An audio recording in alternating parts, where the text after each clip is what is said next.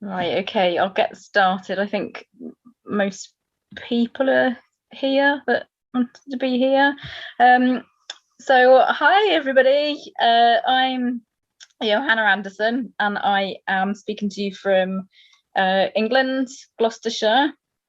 I've just had my lunch, and I should apologise in advance for if there is any slightly unprofessional alarming behavior that goes on. I've got a brand new puppy and she's 8 weeks old and she's currently sleeping with her head on my foot at the moment.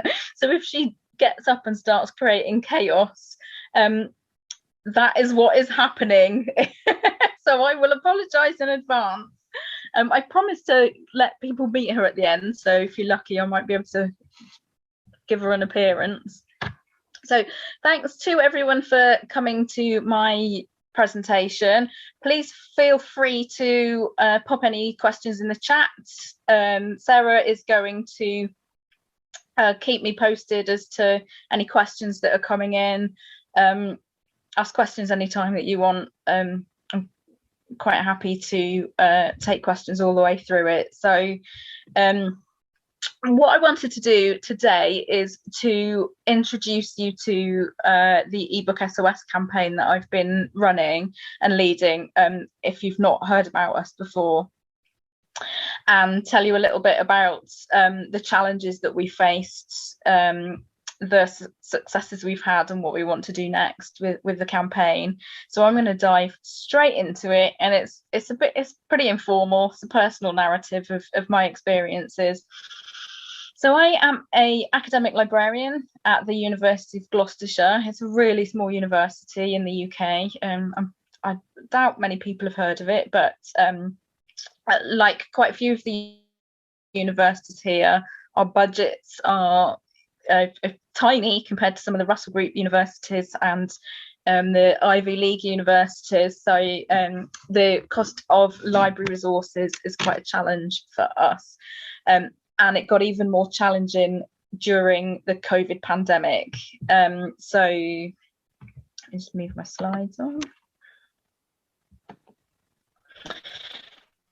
So while we were, as I'm sure all of librarians here will be familiar with what it was like during the pandemic when libraries had to close down and students could not access the resources that they needed for their studies.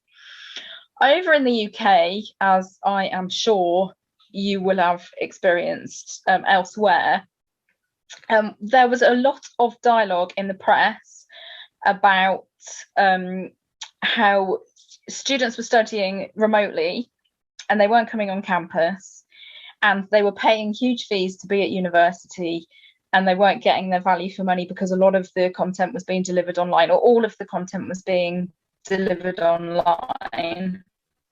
And so students started to call for demand university fee refunds, and these were some of the headlines that I've got on these slides here. Sky News: university students on brink of strike action, students call for a day of action.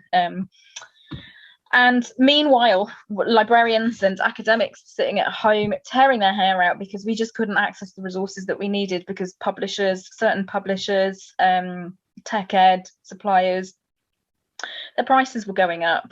And I'd already noticed before the pandemic, so in December 2019, I was costing resources up for a new course that we were about to introduce, and the ebooks were kind of reasonable prices. I didn't have a budget at the time for the course, so I waited in the new year to buy the books, and then when the new year, so January 2020 came around, I noticed that some of those books had increased by several £100s, and the licensing had been restricted to single user licenses often. So I was already pretty frustrated about ebook provision and the lack of access to them. But nobody was taking any notice of me, so I was complaining on Twitter, because I'm quite active on Twitter.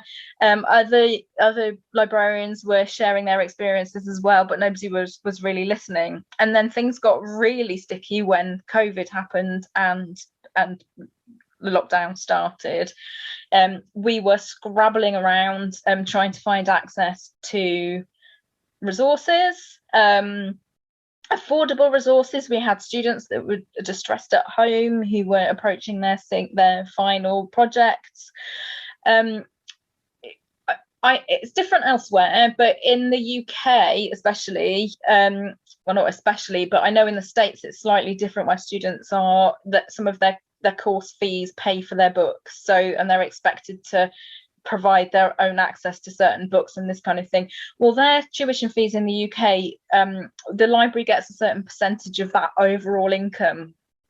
Their money doesn't specifically go for particular books, so the library is expected to provide a certain, like, minimum content for them to use. So if there's key textbooks, we are supposed to be able to provide some key textbooks, not obviously not one for every student. Can't access them, can come in and use them from the library. That's the whole purpose of a library, isn't it? So the students were really dependent on the library resources, and I'd always buy ebooks where possible, because, you know, for obvious reasons, people could use them from home, and they didn't have to fight over the physical copies. But it was becoming increasingly difficult. So we were seeing all these headlines in the press, but nobody in the press was covering the increasing costs of the university provision. So I've included some examples here in this slide, where librarians across the UK started to crowdsource prices of resources that they were coming across and things that had changed. There was a bit of fear amongst librarians, because, as I'm sure librarians in the States are very well aware, publishers can be very litigious. It's not happened quite so much in the UK, or not nearly as much in the UK yet. So librarians are a bit cautious of publicly speaking about the prices that we're being charged for books. So we crowdsourced them anonymously on a spreadsheet. There is a link on the bottom of this slide for the spreadsheet that we've all been contributing to. There's a link through to it on our website as well, which I'll give you the details of. And this is just a screenshot. So there's a book that was £60 for the print price, but for a single user license it was £700. That's in pounds, not in dollars. I don't know what it would be in dollars, but that's for a single user license. It's just absolutely astonishing. The prices were going up by 500%. We certainly could not afford those prices, and it was very, very distressing. At the time, I was going through a major bereavement. My dad was passing away from cancer. I couldn't see any of my family. I couldn't do my job. It was just awful. So I'm the kind of person who, if I feel really frustrated and I can't do anything about it, I get really down. So I have to do to make myself feel better. So I thought, I'm not putting up with this. I'm going to do something about it. And so I started, there was already a hashtag on Twitter, EbookSOS, where people were sharing their examples. And I started a campaign called EbookSOS, where we tried to take action against what was happening. It started off with me kind of shouting into the abyss, really, on Twitter. Here's some examples of my tweets from then about how I can't populate reading lists for courses that were running in September. We were seeing books were being pulled from our vendor catalogues and then repackaged into bundles that were very expensive, that we couldn't afford. So it was like, if you were going into a bookshop and you wanted to buy a book, and the bookshop owner said, well, you can have the book, but you've got to buy the entire shelf of books that you don't want, just to access that one book. And the licenses were becoming more restricted. So I had very rarely seen, in fact, I don't think I'd ever seen books that had an expiry date on them. So you bought them for like a subscription for 12 months and then you had to pay again. But that started to become more and more dominant practice, which front loads all of the risk onto the library services. So it's that age-old licensing issue, where if you if you buy a license for a book, you don't own the books, you've got no control over the book, and the publishers can take it away if they want to. So we had all sorts of things like this, and it was just so frustrating. So I started thinking about what I could do about it. And in the UK, we've got local representatives in Parliament, our MPs, who are supposed to take issues of their constituency to Parliament. So I got in touch with my MP to see if he could do anything, if anybody wanted to put together an open letter with me to send to our higher education minister.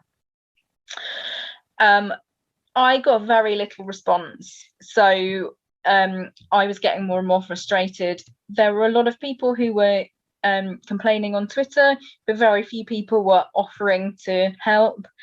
And one of my librarian friends tweeted about how she couldn't read she had to tell her students they couldn't read a book on their reading list because the publishers wouldn't let her buy them, and it got over 3,000 retweets and likes. And I was sitting there looking at all of this, I was thinking, well, nobody's taking any action. Like, I've said I'll lead this, why is nobody doing anything? And I think part of it is because people are cowed by the publishers, and they didn't want to, because publishers are telling us that we can't share the prices that we're being quoted because it's business sensitive info on Twitter. And I was trying to include people, try and encourage people to get involved. So a lot of my academics were taking, they weren't taking their frustrations out on me, but they were sharing their frustrations with me. I was the middle person. I was getting the complaints from the students, the complaints from the academics. I was getting nowhere with the publishers. And so, but if I said to academics, our academic colleagues, I'm trying to do something about this, I'm writing to the MP, I'm writing to the AG minister, they immediately said, thank you so much, because I'm sure anybody that has had any customer service experience where that customer service experience has just said, well, that's just the way it is and I can't do anything to help. The end of the phone, or looking at you behind the counter, says to you, this is a really unacceptable situation. I will see what I can do to try and fix it, and I will advocate on your behalf, and I will fight your corner, which is what academic librarians should do. That is our job, is to advocate for access and fair and affordable access to information for our students or for our library users. And I felt like we were really letting people down by not doing so. So yes, I was pretty blunt about it, I have to say, but it got me a response eventually, but not after. This was what I was feeling quite depressed and hopeless about the future of academic librarianship. So I'm having a beer, because at this point I was just thinking, if we can't do the very basics, like advocate for access to information, then what is the point? You know, we've got power between us and we weren't using it. And I think I was in this position where librarians were, I think that we'd kind of walked into this. I must excuse the light on my face. I'm by the window and the sun's coming right in, but there's a puppy on my foot, so I couldn't move. Yeah, so I think we've got ourselves into this position because I think librarians had handed a lot of responsibility for collection development over to big business and corporations in the way that we were. There was a lot of process-driven acquisition methods rather than it was taken, particularly in the UK. In my job, I'm quite lucky in that I'm one of the few librarians that I know who has my budget. I decide what it's being spent on. I talk to the academics about what they want. I speak to the students about what they want. I've got control over my own budget. And partly because we have such a limited amount of money, every penny we spend has to be justified and has to be carefully spent. We can't just go for big packages and patron-driven acquisition because the budget would just be gone in minutes. Whereas a lot of the collection development was the focus was on taking the process the time kind of consuming activities out from librarians so that they could focus more on information literacy, and with the acquisition going on behind the scenes, automated, without any particular oversight. And a lot of librarian colleagues were finding that this distanced themselves from the collections that they would normally have a intimate knowledge of. So if one of our library advisors comes to me and says, this book is damaged, it's been returned damaged, is it one that we should replace? I tend to look at that title and I'll know if it's a critical one, if it's a key one, if it needs to be replaced, if it's on reading lists, because I've got a really good knowledge of the courses that I'm looking after, whereas I've got librarian colleagues who just don't really know what's on their shelves anymore because the collection is driven by reading list software, and then it's all automated.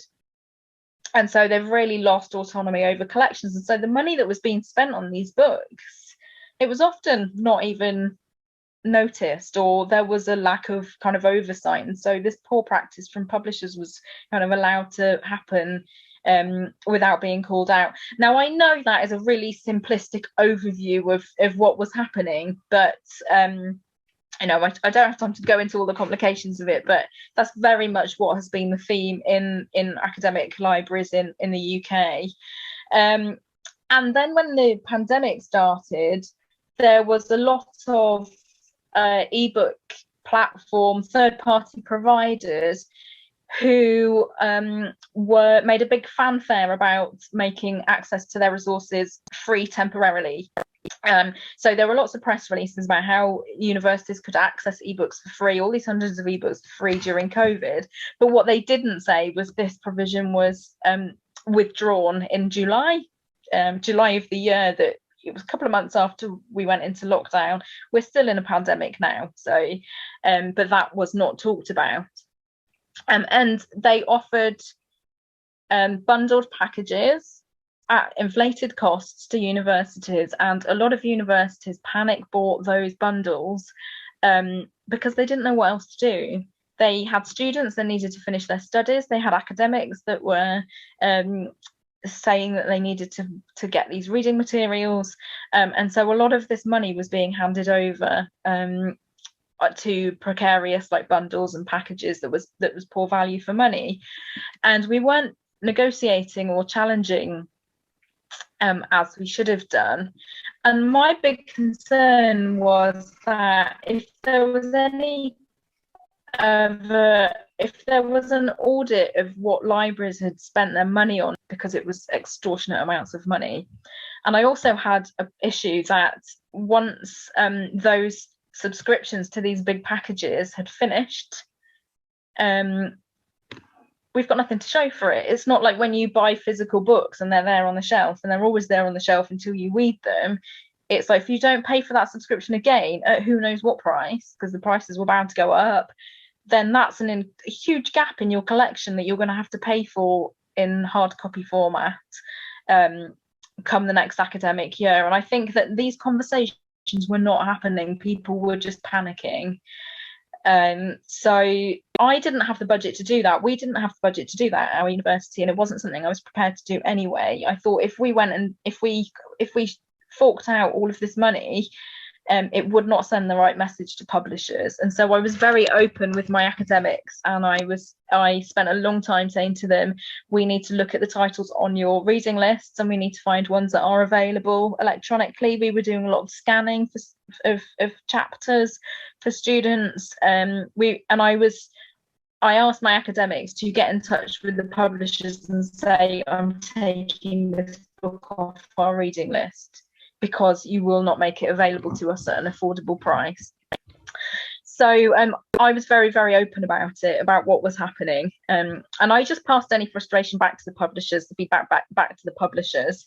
So that was the context at the time. We wrote an open letter after we made we crowdsourced the prices of the books.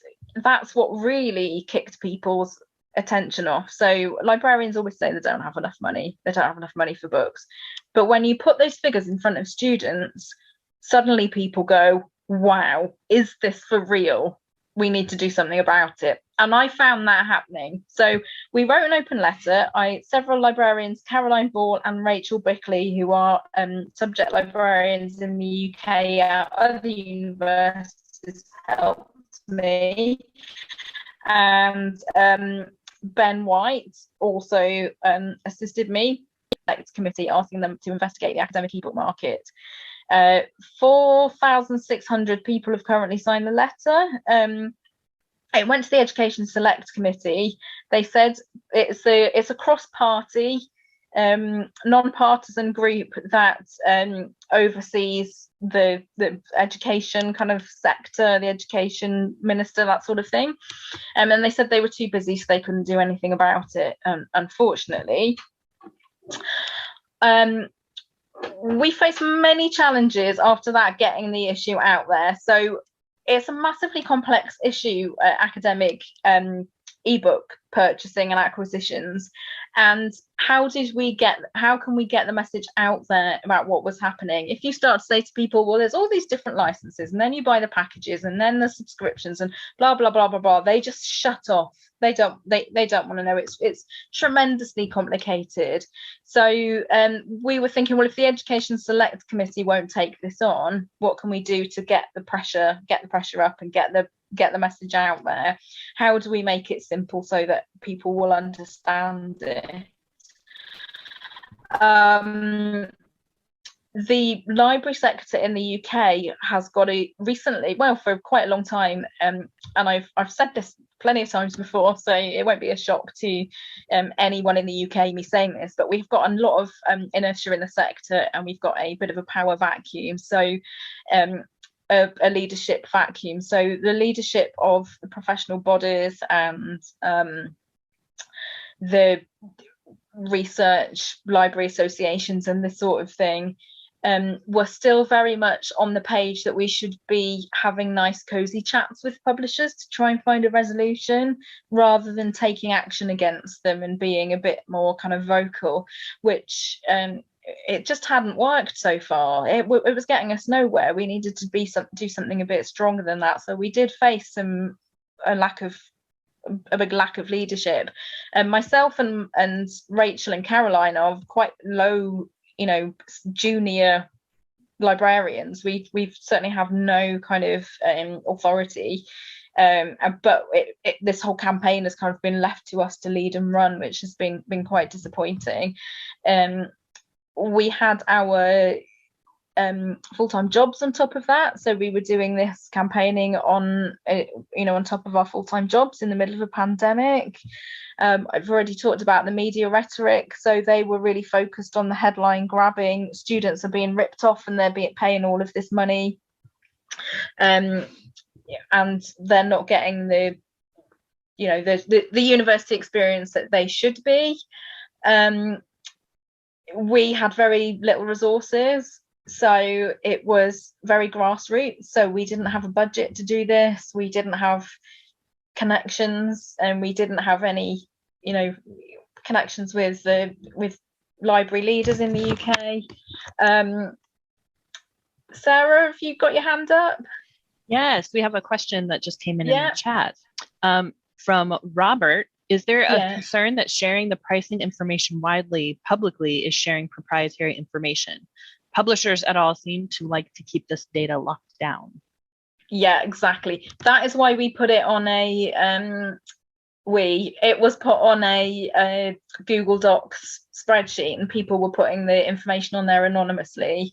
And that made people a lot braver. And because there were so many people putting the information on there, and we also got senior library leaders telling their acquisitions team to put the information on there too. So it was a bit of a juggernaut. That I hear there were rumblings among the publishing community about taking action, but I think it would have been very difficult for them to do because of the interest that we started to get. So yes, I personally had a big publisher, phoning my bosses to complain, a publisher that is at this conference and is probably not in this audience, complaining to my boss about being outspoken about and sharing the prices on social media. my bosses were quite cross initially, but I said to them, I think you are fighting the wrong fight and you should be supporting me on this. This is not, this pricing is not justifiable. And my bosses agreed, and they've been very, very supportive. And so the publishers didn't quite get the reaction that they wanted. So yeah, the leadership in my university have been very, very supportive. Our vice chancellor has now supported our open letter. But yes, and I'm not the only librarian that has had intimidating behaviours shown towards them from the publishers for speaking out on this. But they don't frighten me. So I think with enough of us and with solidarity, I mean, in the keynote that Paul was talking about, librarians need to work in solidarity to overcome some of these corporate practices, and I think this is a really good instance of this. In the library, I know Library Futures are doing a similar sort of thing. So yeah, it can work. Yeah, so thanks for that. We have one more question that just came in. Were the price increases coming from large and small academic publishers across the board, or from a subset of publishers? They were mostly the big boys. They were mostly the Oxford University Press, Taylor and Francis, Routledge, all of the big ones, the scientific publishers. The smaller ones, not so much. They were, which, I mean, when you look at the profits that the bigger publishers are making, you can't, it's just injustifiable, really. So yeah, it was mainly the big, the big players. So yeah, so I'm conscious that I'm running out by the time. I did say Sarah at the beginning that I do have a tendency to waffle, so apologies for that. Yeah, we had a challenge that we had is keeping our energy up and keeping it going, because it's really frustrating when the sector leaders are very slow in supporting you. I mean, some of them still haven't got on board and are still very, which I think is really disappointing, but they're coming. We're dragging them kicking and screaming. We've got an island, we've got some Irish colleagues who have had a very different experience in the leadership in Ireland. Catherine Macaulay has been at Maynooth University, has been very proactive in leading the Irish EbookSOS campaign, and they've been exemplary. They've been really, really supportive, and I think that they really have got a lesson to teach to our UK counterparts. And so it's been really great to get support from him and other senior cross-sector leaders in Ireland, which has been great. They've kind of helped to keep our spirit going when you're just hitting brick walls all the time. We've had some significant challenges in the workload, because a lot of people are very keen and are very, very supportive of us, but we've had quite a few volunteers who've offered to do things to help us and then just haven't. And that's not a criticism. People are really busy, and it's a pandemic. There's a lot going on, but I know from my campaigning in the past that people volunteer to do things and often don't. So we've done, still it's 4 of us doing most of the work ourselves still, and few sector leaders have stepped in to help us in the UK. And then we're down to what we've talked about already, that I've really put my career on the line with this, because I have had publishers phoning my boss and being quite difficult about the situation. Sarah, have you got yes, actually related to that, Jenny Rose Halperin put in the Zoom chat. Hi, Jenny. She put, NDAs are an enormous threat to libraries, and to get in touch with Jenny at libraryfutures.net, and we can connect you with resources. I think that's a message for anybody who needs absolutely. I second that. Jenny is Jenny got in touch with us right from the very beginning, Library Futures, and that's absolutely brilliant. Similar kind of issues. Globally we're facing similar issues. So yeah, Library Futures, awesome work. Definitely support them. And I know that Jen has been in a similar situation to us, in that there's a few people doing a lot of work. So yeah, kudos to those guys for sure. Yeah, so but yeah, the career risk, but it's not done me, I've spoken at various different conferences and it's not done me any harm so far, so which we're going to talk about now with the successes. I'm going to whiz through a bit because we've got 10 minutes left, I think, but so what happened was a Guardian journalist who had already done a story on we had a general election after Brexit. We won't go there, we won't talk about that, but we had a general election after Brexit. It was a really big important election because it was kind of seen as a to measure the temperature of like how supportive the public were of Brexit, this kind of thing. And I'd led a campaign to get students voting and getting the vote out. And so one of the academic journalists had covered that already, because there was a lot of controversy about how universities shouldn't be influencing students to vote, which is ridiculous. But anyway, that's another story. But so that the same journalist got in touch with me about the ebook issue, and we were in the Guardian, big UK newspaper if you don't know it, and it's the middle one, price gouging from COVID, student ebooks costing up to 500% more than in print. And we were on BBC Business News as well. IFLA covered the story, and I did several blog posts in various places about it. So and it trended on Reddit, yeah. And it trended on Reddit, which was a big deal. But it was very telling to see that there were thousands and thousands of people commenting on that story, and most of them were US students, from what I could see. So, in response to one of these articles, some of the publishers were asked for comment, and one of the bigger publishers commented. McGraw-Hill said that textbooks were significantly cheaper and the cost were coming down in the US, so that's really hopeful, and they want to do it in the UK. I can just hear all the US librarians groaning now, but yeah, that was what they claimed. That we knew that was nonsense, but so. And when given a chance to speak, a lot of the publishers wouldn't comment, and the Publishers Association here and Taylor and Francis said that the prices were going up because ebooks had enhanced functionality, enhanced functionality, and were regularly updated. They're not. I'm laughing just because it's so ridiculous, because they're PDF scans of the original and they're never updated in my experience, and they're also pretty poor for accessibility, access on screen readers and that sort of thing. So enhanced. Sarah, you've got a question? Yes, we have a question from Charles in the chat. Do you have a set of guidelines or principles for publishers who want to do the right thing? I remember a few years ago that the Charlotte principles for ebook publishing were quite helpful. They worked well because there were just 3 principles.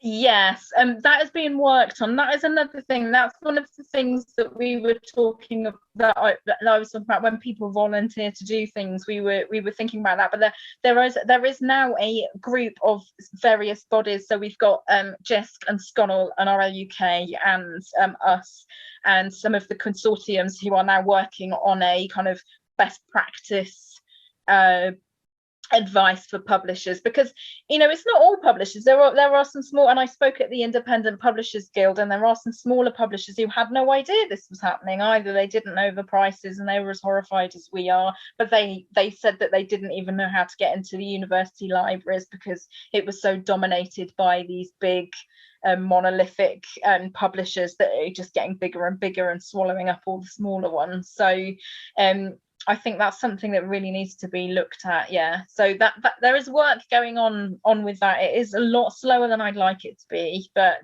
again, that's something I don't have any power over. But I think this is something that our campaign definitely prompted conversation about. Yeah, thanks. And you've got 5 minutes left. Oh, sorry. Okay, so So successes, I'm going to rattle through them. So our university vice chancellor is now advocating for us, for him to take any notice of the library resources. He's a busy man, is astonishing. Like I'm in email conversation with him often. He lets me know when things are going on, like when he's seen things, like when he was talking about like deals that are falling through with Elsevier and that kind of thing. He'd never have done that before. He's become very aware of what's going on in the access to information kind of field, so that's been really great in terms of advocacy. I've done a keynote at the ABC conference in Canada, and I've spoken to South African librarians webinars. So I've done quite a few conferences, national and international, off the success from our letter. We were contacted by government advisors who wanted to advise the higher education minister on what was happening. So that's been really great. I think it's really telling that it is 3 librarians who were doing that, subject librarians rather than sector leaders. Again, that goes back to the total lack of leadership in the sector here, and I still have to pinch myself sometimes when it's little old me doing this. We've been collaborating. We've been talking to Library Futures quite a lot, and Internet Archive and various different people. CDL has been talked about a lot in the UK now. That would never happen normally. So that is getting more and more support over here. So hopefully we can push that forward. After the Education Select Committee refused to investigate, we did refer it. We've got a body called the Competition and Markets Authority who can investigate markets here. They don't have the power to change legislation, but they do have the power to advise government on changing copyright legislation, which is a whole nother story, but it's not fit for purpose in the UK, and I think that needs looking at in order to allow CDL and that sort of thing. So the Competition and Market Authority is currently considering, and that would be a huge deal. They know that the Senate, the US Senate has been asking questions of big publishers, so they've got one eye on that. They're very aware of the litigation that's happening with the Internet Archive, so all of that is really helping our case, and there's a lot of stuff going on there. Much to the publisher's dismay, I'm sure, I was awarded I won a Staff Excellence Award for inspiring colleague at work. So the publishers didn't get me fired. I got an Excellence Award, and the campaign has been nominated for an Open Publishing Award, which we'll hear about at the end of this month, which is really exciting. It's really encouraging. So I've mentioned some of these organisations already, but our campaign has really prompted a lot of these organisations to get involved and start asking the questions, particularly this bottom right group of, these are the sector leaders in the UK that have been pretty slow at getting their act together and supporting us.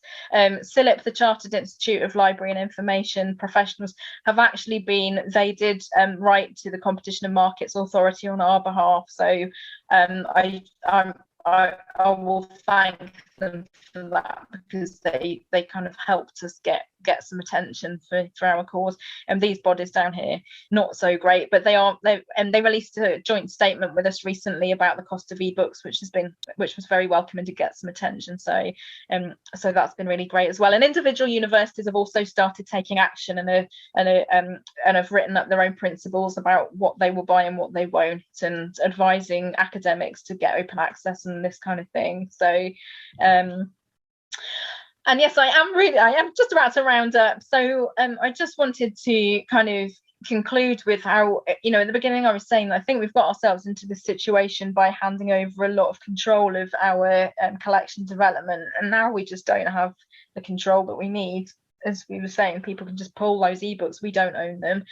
And it's our job to change that, and collection development policies and code of ethics are there for a reason. They're not just nice things to have. Every country will have their own kind of take on the particular code of ethics, but this is IFLA's, and I think it's pretty clear when you look at this that we've been failing, but I'm really encouraged that this has started to change, and there's been a lot of outcry, there's a lot of pushback, there's a lot of activity in the States, there's Europe, some stuff going on in Europe, Ireland, UK, and other places. I'm sorry if I've not mentioned you, but this fair, swift and economical access to whatever the media or format, and negotiating and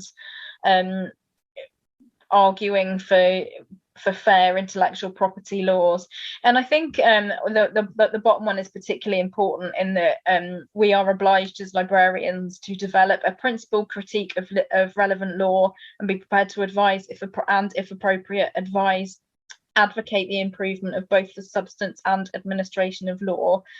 And we need to start doing that again, and it needs to be not just grassroots like it has been, particularly here. And Library Futures, I know, have been getting more and more support in various states because it's very different there in terms of legislation, but it needs to be a kind of collective approach and an international approach. And I think we all need to work together and collaborate on it. So I think I would advise anybody who's not had a look at their code of ethics recently to go and have a look and think about how they can uphold this code of ethics and fight for fair access to information for our users.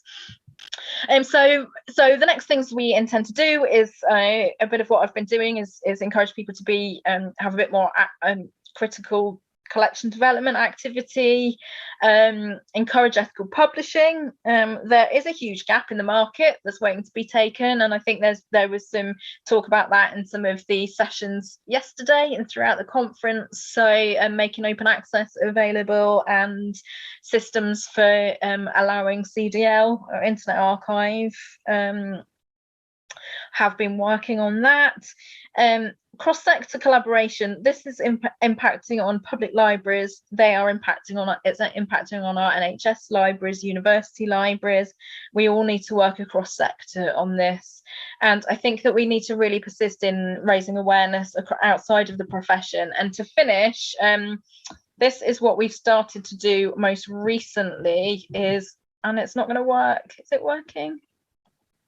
Oh, it's not working. I'm going to close my screen and show you.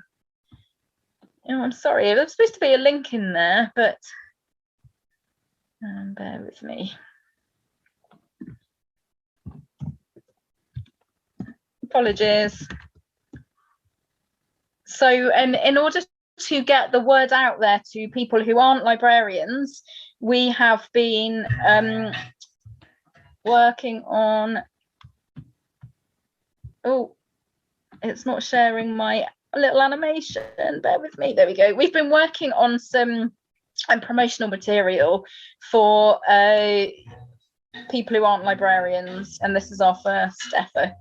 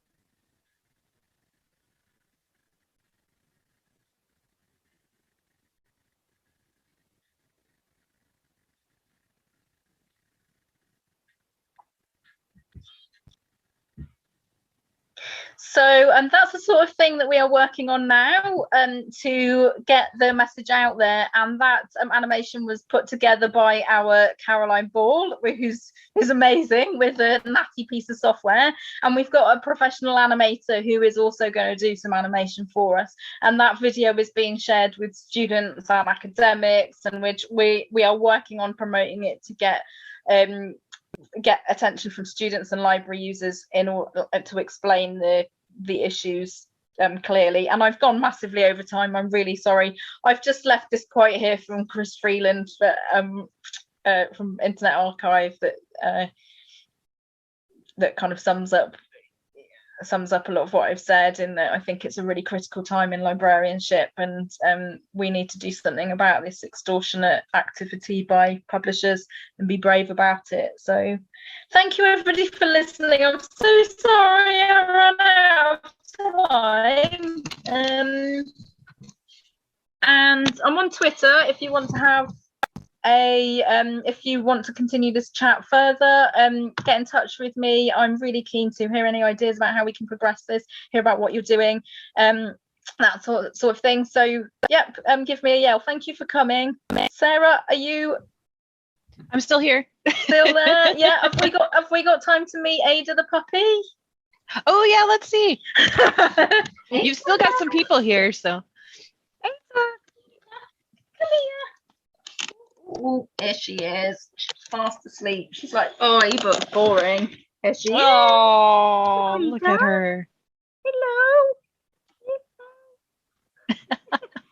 She's all black, so you might not be able to see her very well. Right. Okay, well, thank you, everybody. I'm sorry that was rushed at the end. It's a big, important topic, and I always have a lot to say. Thanks, Sarah, for facilitating, and thanks for allowing me a spot at the conference organisers, and hopefully I'll see you in person sometime soon. Absolutely. It was wonderful to meet you. Thank you for this great presentation. Thank you. Thank you. Bye-bye. Bye.